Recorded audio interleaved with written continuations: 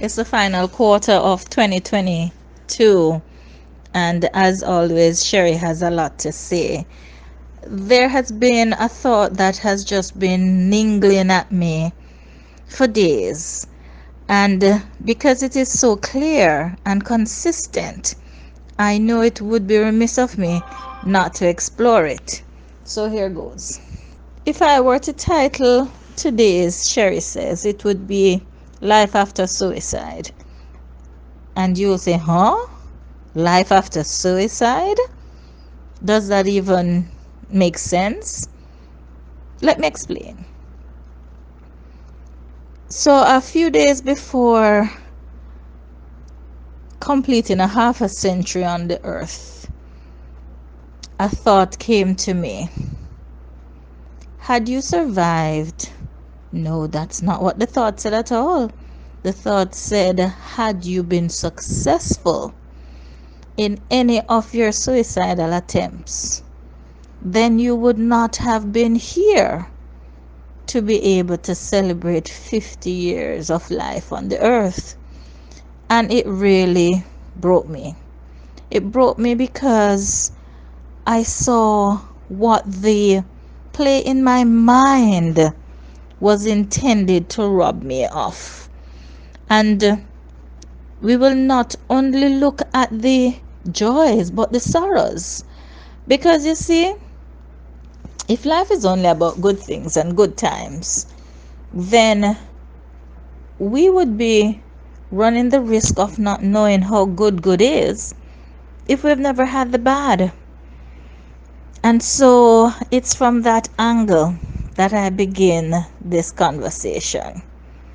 So you've heard in the previous episodes of Sheri Says all that I went through, all of the situations that drove me to suicidal tendencies, all of the times when I felt unwanted, unloved, on oh my, I couldn't even think right now. All of the on things, all of the not things that I really am, and all of the persons who set out defining me, living in a life where other people's approval mattered, other people's thoughts of me became paramount, and discovering, alas, my thoughts, my knowledge of me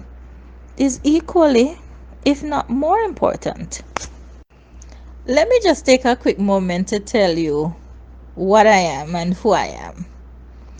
I am a fun loving, vivacious, excited, excitable person.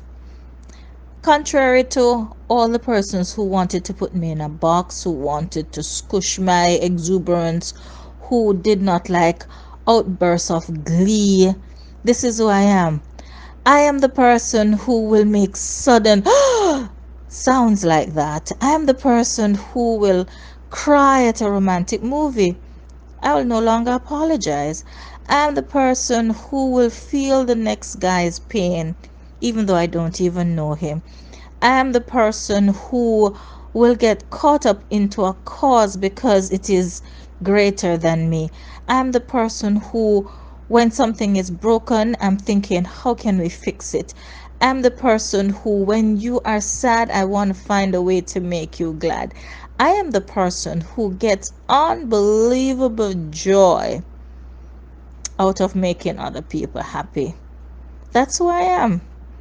I have been this way. This is me. This is what it's gonna be.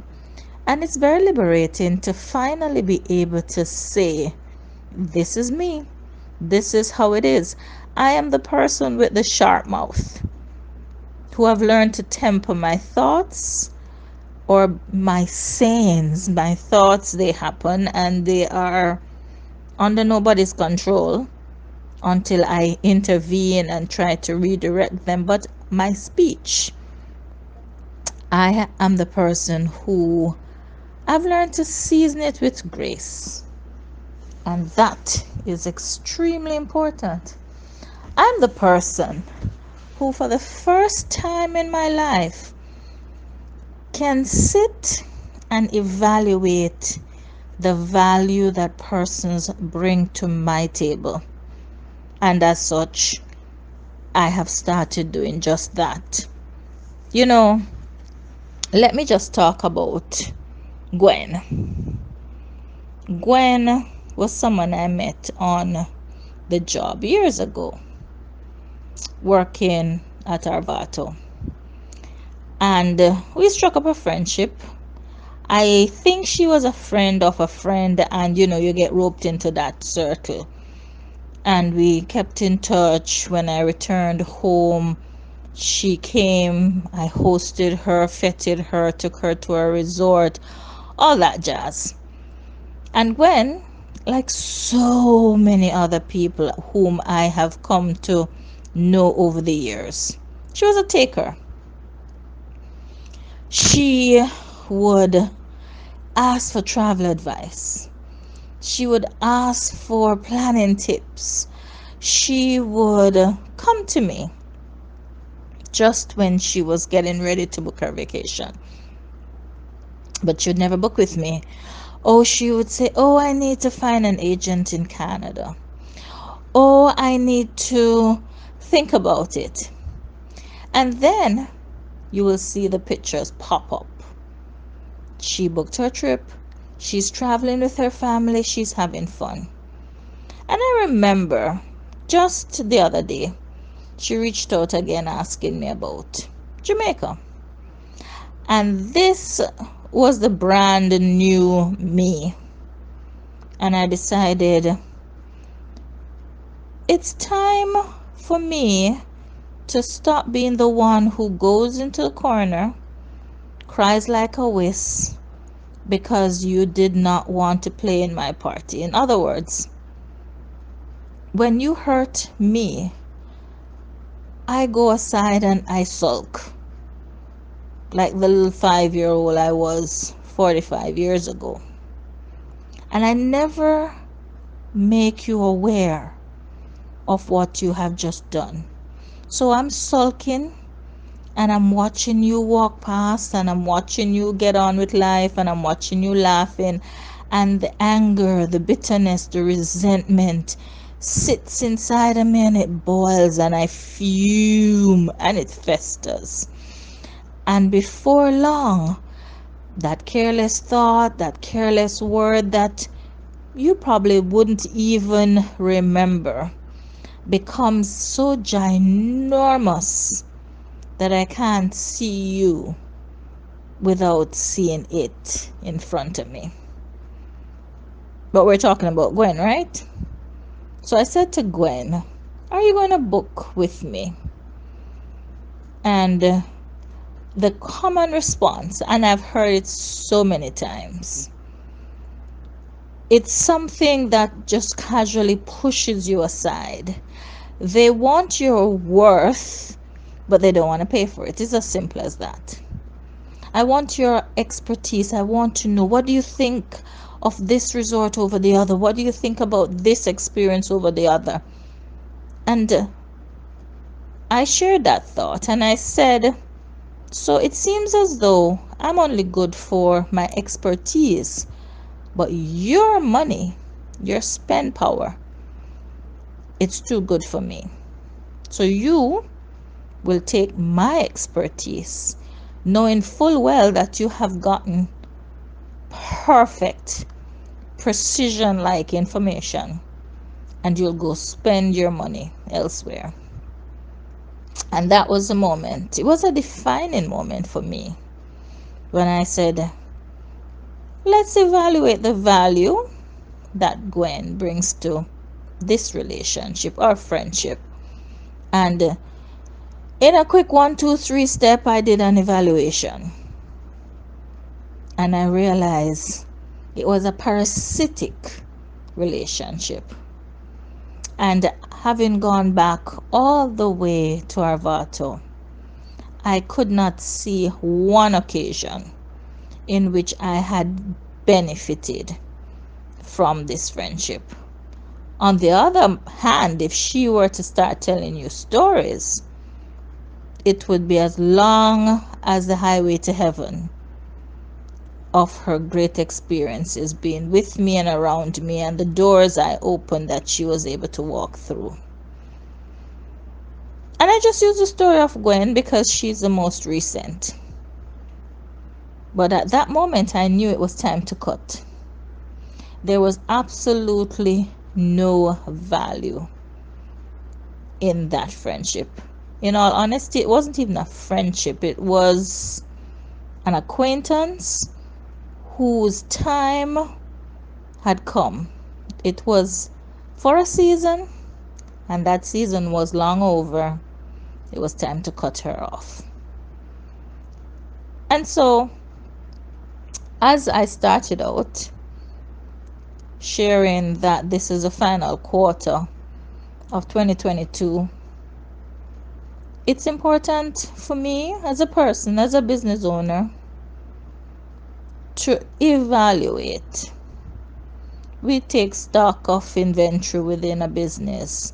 We take stock of so many things. But are we evaluating our lives, our connections, our associations? And if not, why not? There was a meme that, in essence, spoke to what the character, the cartoon character in the meme, was doing. In essence, taking stock and severing unproductive connections. Just like, pruning a tree, because if we have a tree that's just kind of growing, spiraling out of control, there's no beauty there. Nobody stops and pauses and looks and says, what a nice tree. But if you were to get your clipper and you were to shape it up and give it grace, give it flair, give it a pull, not only would it become aesthetically pleasing to the eye, but pruning has a distinct advantage of taking away the rowdy extensions and formalizing the structure so that growth can happen in a more sequential manner. So, in this last quarter of 2022, I've taken up my pruning share and I'm pruning. What is that going to look like at the end of it? Well, I can tell you 90% of my relationships that I have carried so far from the past had no value. Absolutely no value. None. Zero. Not. And what am I doing? Why am I taking them along my journey? Because I met you, because we know each other, doesn't mean we need to be friends. Doesn't mean that we need to be in constant contact with each other. Doesn't mean there's a connection. And so, this is what this Sheri says is all about. Stock taking. The thought has come to me, risk analysis. No, we're not talking about financial management now. But the risk analysis, even for friendship, must be important. Because if I can't think of you as a friend and I continue taking you along with me on this journey, what's the risk factor? Will you represent my interests well? Or because you are only along for the ride, will you speak out of turn against me? Important too, in a crisis, would you be the first one to throw me under the bus? And as I ask the question, I remember how many times I have been unceremonially thrown under the bus by wide-eyed, goodle-tailed acquaintances who felt no remorse about doing it because there was no connection. All I was to them was a means to an end. And what I find interesting about these persons, they came in for a defined opportunity. They might have even communicated that to me. But in the grand scheme of things, we hear what we want to hear. And so, it's pruning time. It's time to shear the sheep. It's time to get rid of the excesses. It's time to throw off the weight that easily besets me. Because life is good. Because I get access to good things. And I get so excited I want to share it. That does not necessarily mean I should want to share it with you. Because in essence, if I'm pouring my fertile germinating seeds onto a dead, dried up ground, my seed will die and I would have wasted a harvest. So this is how I see it. If you are in the 90% of persons who I have met along the way of life, been acquainted to, or even been related to, but you're not adding value to my life, you are taking up space and you're presenting an obstacle to 90% of the people who I'm yet to know, who I'm yet to become more connected to. And they need to get into my life. We can't take everyone along. We gotta shed. So, this is what life after suicide looks like. It's a life of taking authority. It's a life of taking into my own hands my direction, my situation, my thought processes, and my acquaintances. I do not have to apologize for who I am because I am fearfully and wonderfully made. The fact that you do not like me is a blessing in itself, because it means you need not stay along for the journey. And I would advise that those who are not roadworthy save themselves the heartache of the trip, because there's absolutely no need to make room for you, because you will be a hindrance on the way. This is what I wanted to say. And then some. Thank you for spending time listening, because as I always say, Sheri has a lot to say. Ciao for now.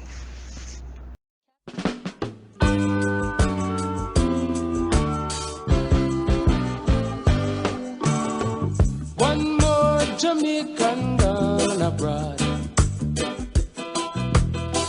One more disciple leave the yard.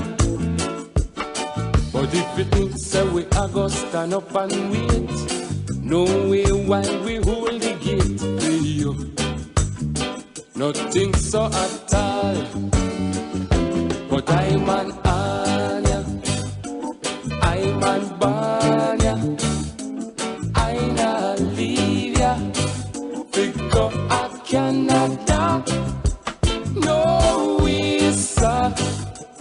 Pata